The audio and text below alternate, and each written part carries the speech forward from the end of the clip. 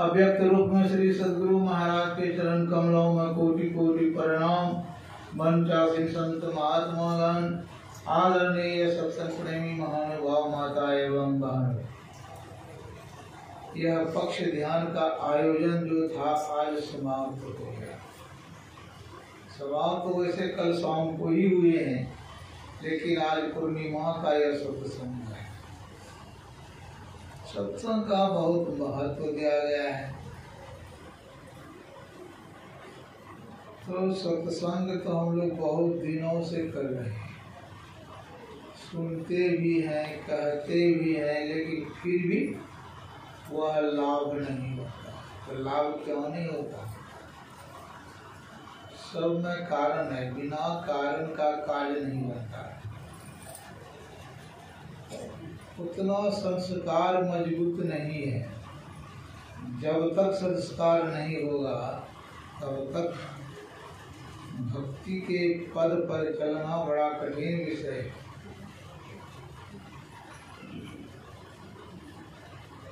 अभी सब भक्ति, सब प्रकार के भक्ति सुनेंगे।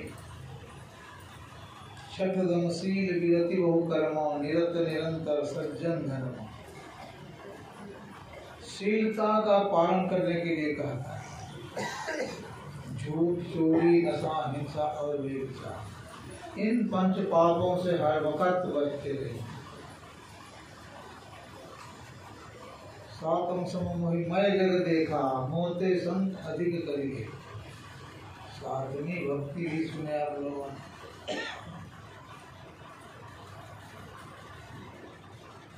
ईश्वर को अर्थात जितने जो संत को कहते हैं ईश्वर से अधिक मानने के लिए। छठी भक्ति और सातवीं भक्ति जो है ये दृष्टि योग और नरानुसंधान की। पांचवी भक्ति तक जो है अस्तु भक्ति है। भक्ति निश्रेणी मुक्ति की, संत चढ़े सब धार। और जिन जिन मन आलस किया, जन्म जन्म पछता। भक्ति का जो सीढ़ी है, निश्रेणी, निश्रेणी कहते हैं सीढ़ी। तो भक्ति के सीढ़ी पर जो चढ़ जाता है उसका जीवन कल्याण हो जाता है। लेकिन ये कि जन्म में कोई कहे कि हम पार हो जाएंगे, बहुत कठिन विषय है, साधारण विषय नहीं है। ये बहुत प्रकार के बात आप लोगों ने सुने हैं। भारी मथे गृत होई वरु सुखता ते वरुते अभिनु हरि भजन अनुभवतरी, यह सिद्धांत है। बारी कहते हैं पानी। पानी को मथने से घी नहीं होता है, लेकिन मान लीजिए कि घी भी हो जाता है, हो जाए, लेकिन होता नहीं है, लेकिन मान लीजिए। सिकता ते वरुते, बालू को मथने से तेल नहीं होता है, लेकिन मान लीजिए कि तेल भी हो जाए, होता नहीं है लेकिन मान लीजिए। बिनु हरि भजन भवन तरह, जब तक ईश्वर का भजन नहीं करेंगे तब तक जीवन कल्याण हो ही नहीं सकता। और भजन करने के लिए कहीं बाहर जाने की जरूरी नहीं है। तो भजन आप कैसे करें? जब तक नहीं बैठेंगे, भजन बने या नहीं बने, बैठना पड़ेगा बहुत देर तक। कौन कितना बैठते हैं, बैठने का ही महत्व है।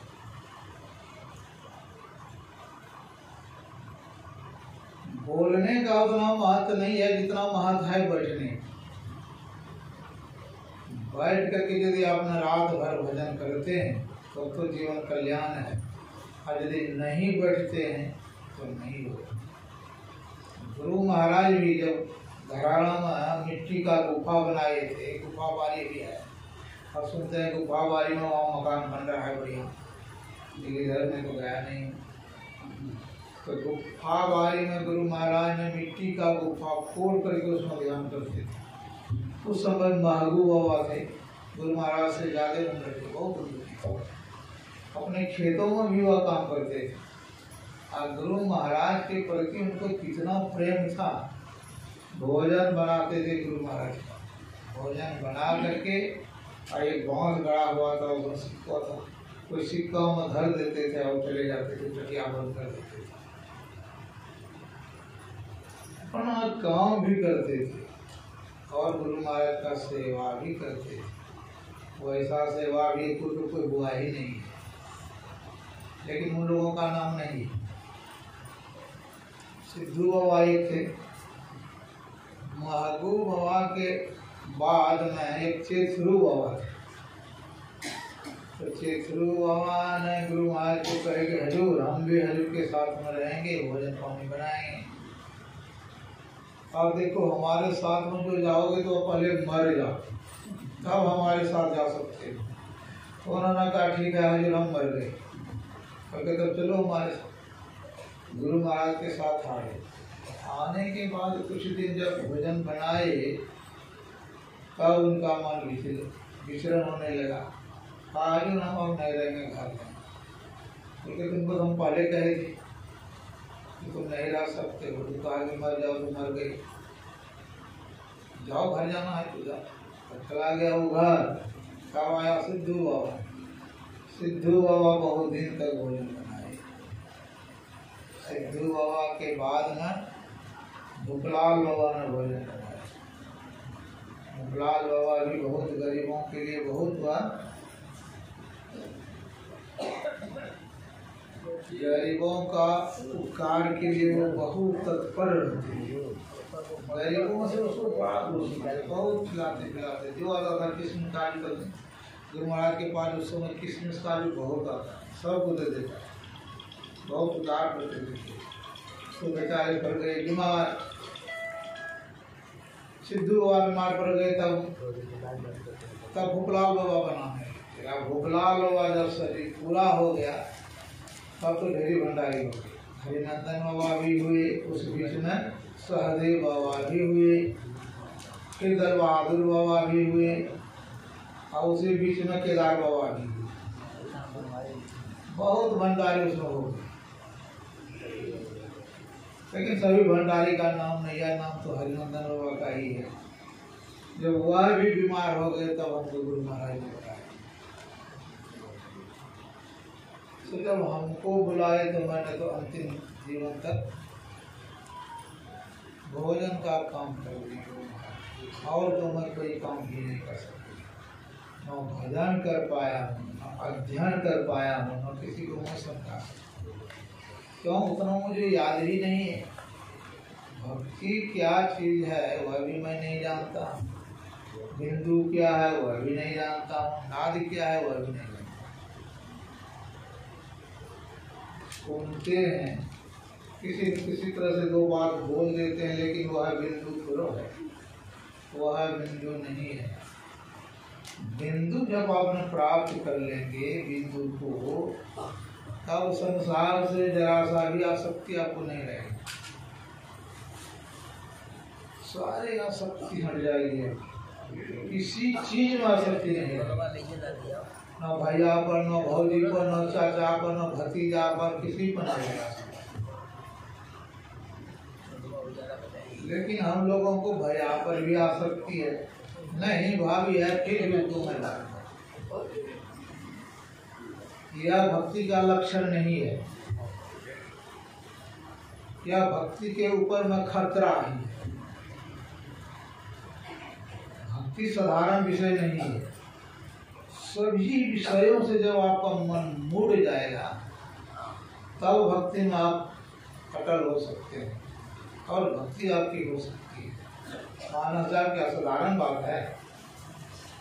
चारों तरफ मन को दौड़ाई और मानस जाप में बैठी, नहीं होगा मानस जाप। सभी तरह से सूरत को समेटना पड़ेगा। चारों तरफ से जब मन सूरत आपने समेट लिए हैं और तब आसन पर बैठेंगे, तब आपका मानस जाप ठीक होना शुरू हो जाएगा। साधारण विषय भक्ति नहीं है। अब भक्ति कहीं बाहर जाने की जरूरी ही नहीं है। घर में जोग भोग घर ही में, घर तरी बन नहीं जावे, अब बन के गए कल्पना उजे तब दो कहाँ समावे। घर में युक्ति मुक्ति घर ही में, जो गुरु अलग अलग। जो गुरु महाराज ने हम लोगों को बताए हैं, उसको विश्वास तो लोग यदि करते हैं नियमित रूप से, उसके बिना एक दिन भी नहीं रहते हैं। और सभी के हृदय में दया होता। यह जितने जो जीव देख रहे हैं, यह दूसरा कोई नहीं है। ईश्वर अंश जीव अविनाशी, अचेतन अमर सहज सुखरास। जितने जीव है, चाहे वह कीट है, पतंग है, पशु है, पक्षी है, जो भी है, सब आपका ही अंश है। लेकिन इस तरह का हम लोगों का मन होता ही नहीं।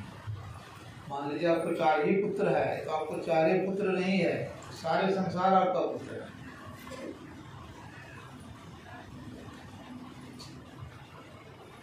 विश्वामित्र को सभी ने ब्रह्म ज्ञानी कहते थे, लेकिन वशिष्ठ मुनि ने नहीं ज्ञानी कहते थे। क्यों? वह बहुत क्रोधी थे, तभी उनको ब्रह्म ज्ञानी कहा है। तो बारी बारी से उनको 100 पुत्र थे, सब पुत्र को मार दिया। और जब तक काम रहेगा, क्रोध रहेगा, लोभ रहेगा, मोह रहेगा, तब आप ब्रह्म ज्ञानी कैसे हो जाएंगे? नहीं ब्रह्म ज्ञानी थे, नहीं कहते थे। बारी बारी से 100 पुत्र मार दिया। दोनों का पुत्र एक ही जगह था, विश्वामित्र का भी और वशिष्ठ मुनि का भी। एक तो जब 100 पुत्र मारने के बाद में नहीं कहा उनको ब्रह्म ज्ञानी, फिर सोचा कि आज ब्रह्म ज्ञानी नहीं कहा, कहेगा तो आज उनको भी काटेंगे। तलवार लेकर के चौकी तरफ में घुस गया। अब वशिष्ठ मुनि कहीं गए थे भ्रमण में, आए जब उनकी पत्नी ने भोजन दिए तो बिना लवण का ही भोजन दिए। तो बिना लवण का जब उन्होंने भोजन खाए तो कहा, देवी आज तो सब्जी में लवण नहीं है, तो क्या करें? घर में लवण थी ही नहीं, और पैसा थे जो हम दुकान से भी ले आते। अगर घर में पैसा नहीं थे, घर में लवण नहीं थे, कोई बात नहीं, लेकिन बगल में तो विश्वामित्र का गया था, उनके यहाँ से ले आते। उन्होंने कही कि जिन्होंने मेरा 100 पुत्र मार दिया है, उनके यहाँ का हम नमक खाएंगे। तब वशिष्ठ मुनि ने कहते हैं कि देवी तुम नहीं जानती हो, उन्होंने मेरा पुत्र नहीं मारा है, उन्होंने अपना पुत्र मारा। इतना जब कहा तब वो चौकी तरफ से निकल गया और तलवार जो था चौकी तरफ में धर दिया और तब चरणों पर गिर गया। और चरणों पर गिरने के बाद उनको इतना आंसू आया, आंसू से उनका पैर परिक्षालन होने लगा है, मतलब पैर धोना शुरू हो गया। तब वशिष्ठ मुनि कहते उठिए उठिए उठिए ब्रह्म ज्ञानी उठिए उठिए उठिए। बहुत कहने के बाद तब वह उठा। तो जब तक, कहने का मतलब है कि जब तक हमारे अंदर क्रोध रहेगा, काम रहेगा, लोभ रहेगा, तो हम मानस जप भी नहीं कर सकते। सबको त्यागना पड़ेगा। खट विकार जित अनघ अकामा अकल अकिंचन शुचि सुखधामा। खट विकारों को छोड़ना पड़ेगा। जिस दिन आप खट विकारों को छोड़ दिए उसी दिन आपका मानस जप बनना शुरू हो जाएगा। और जब तक हमारे अंदर में हृदय में रहेगा तो नहीं होगा। भक्ति साधारण विषय नहीं है, सर्वोपरि सभी के परे भक्ति। एक जन्म की बात भी नहीं है। गुरु महाराज ने बहुत बहुत उपदेश दे के गए हैं कि मैंने इसीलिए दे रहे हैं भजन वेद। बाबा देवी साहब तो जिनको 2 घंटा समय नहीं था उसको भजन वेद देते ही नहीं, लेकिन गुरु महाराज ने सोचे भाई 2 घंटा आजकल कलयुग में कौन भजन करेगा, थोड़ा थोड़ा यदि भजन करेंगे तो संस्कार बनता जाएगा और एक दिन ऐसा संस्कार हो जाएगा संसार से उनको कोई संबंध ही नहीं रहेगा, खाली भजन ही भजन करेगा और भजन करके अपना जीवन को वह सफल बना देगा। इसीलिए दिया है। वैसे भी गुरु महाराज कहते हैं कि दूसरे जन्म का काहे आशा करो, यही जन्म पूरा होगा, लेकिन उतना संस्कार ही नहीं जो वह पूरा हो जाएगा। कहना सुनना बहुत बात है, लेकिन चलना उस पर बड़ा कठिन विषय है। इंसाफ के डगर पर चलना संभल संभल कर। इंसानों का डगर है और परमात्मा का डगर है। भक्ति जो है परमात्मा का डगर है। इसको परमात्मा का डगर में अपने को संभाल संभाल करके चलना पड़ेगा, हर वक्त संभाल करना पड़ेगा, लेकिन वैसा नहीं हो पाता। इसीलिए वह भक्ति का हम लोगों को रहस्य मालूम नहीं होता है। भक्ति साधारण विषय नहीं है। भक्ति भक्ति कितने दिनों से हम लोग कर रहे हैं, सत्संग ध्यान कितने दिनों से कर रहे हैं, लेकिन कहीं कुछ नहीं हुआ है। न मानस जप हुआ है, न मानस ध्यान हुआ है, न मानस दृष्टि हुआ है। गुरु महाराज ने तो बहुत बात सिखाई, लेकिन ये एको तो बात पर यदि चले जाए तो जीवन कल्याण हो जाए, लेकिन एको बात पर नहीं चल सकता। इतना गुरु महाराज का वाक्य कठिन है, चल नहीं सकते। गुरु महाराज यहाँ तक कह दिए कि यदि हम सभी का अवगुण यदि कहना शुरू कर देंगे तो हमारे पास कोई नहीं रहेगा, सब भाग जाएंगे। क्यों? संत लोगों का जो है ना ये आईना है, सबका हृदय का बात हो जान जाता है, दर्पण में देख लेता है। तब यह सत्संग हम लोगों को जो नाश होगा या नाश भी नहीं होगा। धीरे धीरे धीरे धीरे करते करते करते करते एक न एक दिन ऐसा मन आपका पवित्र हो जाएगा कि सत्संग के बिना आप रह ही नहीं सकते हैं। भोजन के बिना रह जाएंगे, लेकिन सत्संग के बिना नहीं रह सकते। बाबा देवी साहब यही गुरु महाराज को कहे कि लाला भोजन नहीं मिले कोई हर्जा नहीं है, लेकिन भजन के बिना और सत्संग के बिना एक दिन भी नहीं रहो। और वही उपदेश गुरु महाराज ने हम लोगों को भी दिए हैं। सत्संग नित और ध्यान नित रहिए करत संलग्न हो, बेविचार चोरी नशा हिंसा झूठ कर, पंच पापों को छोड़ते हुए नियमित रूप से त्रिकाल संध्या एक पाली में बैठिए तो तीनों साधन कीजिए। पहले मानस जाप कीजिए, बने या नहीं बने मानस जाप करके इसको छोड़ दीजिए। फिर मानस ध्यान कीजिए, वो बने या नहीं बने उसको भी छोड़ दीजिए। फिर दृष्टि योग कीजिए, बने या नहीं बने तीनों साधन एक पाली। 3 पाली बैठे, जैसे हम लोग 5 पाली अभी जो यह ध्यानाभ्यास का जो आयोजन था इसमें तो हम लोग 5 पाली बैठते थे, तो 5 पाली में तीनों को एक पाली में भजन करना थे। आना जाम माना जाम दृष्टि, और जो नदानुसंधान लिया है तो वह नदानुसंधान भी करता होगा, हम तो लिए नहीं। और नदानुसंधान वही कर सकता है जिसको दृष्टि योग बन गया है, और जिसको दृष्टि योग नहीं बना है वह नदानुसंधान उसको करने का गुरु महाराज का आदेश नहीं है, नहीं कर सकते। आज हम जबरदस्ती करेगा तो पागल हो जाएगा वो व्यक्ति, नहीं कर सकता है।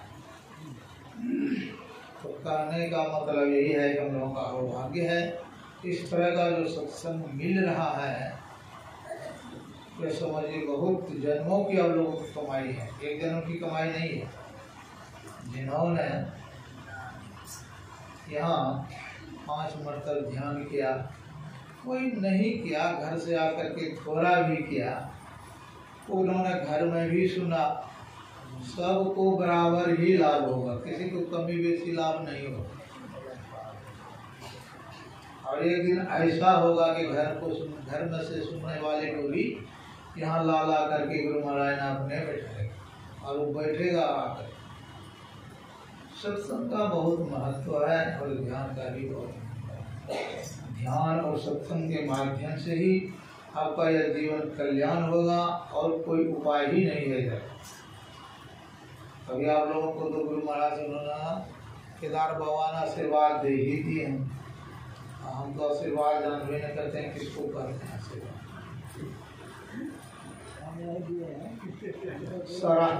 शराब भी नहीं जानते कि किसको शराब कहते हैं, हम शराबो नहीं देना जानता है, किसको शराब दे किसको आशीर्वाद दे तो हमको नहीं जानते।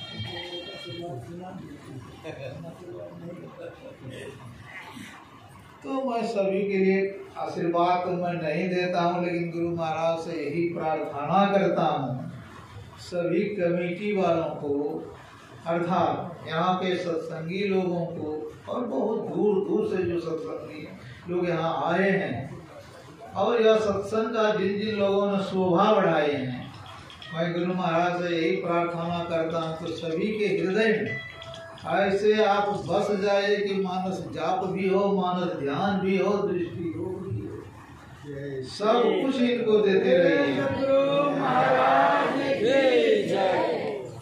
और पवन बाबू के लिए मैं बहुत बहुत गुरु महाराज से प्रार्थना करता हूँ। उन्होंने कहे उस घर में शंभू बाबा भी थे, हम भी थे,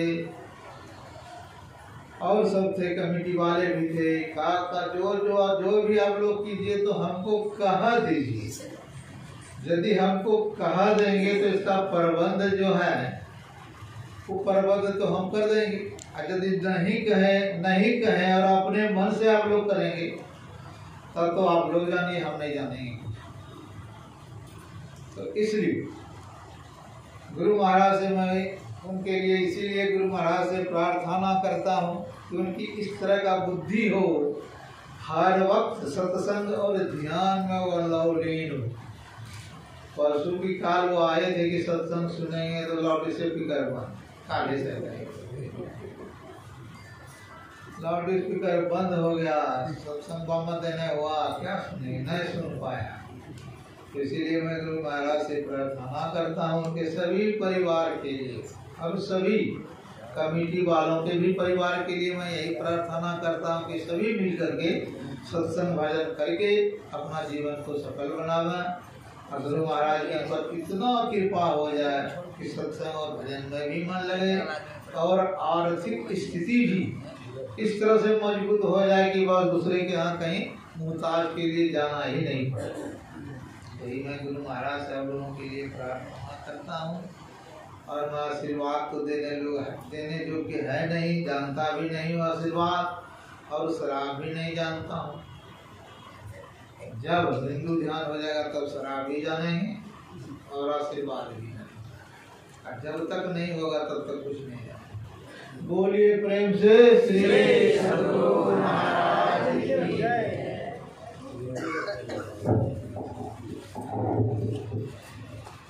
पूछ लीजिए आरती के बाद ना।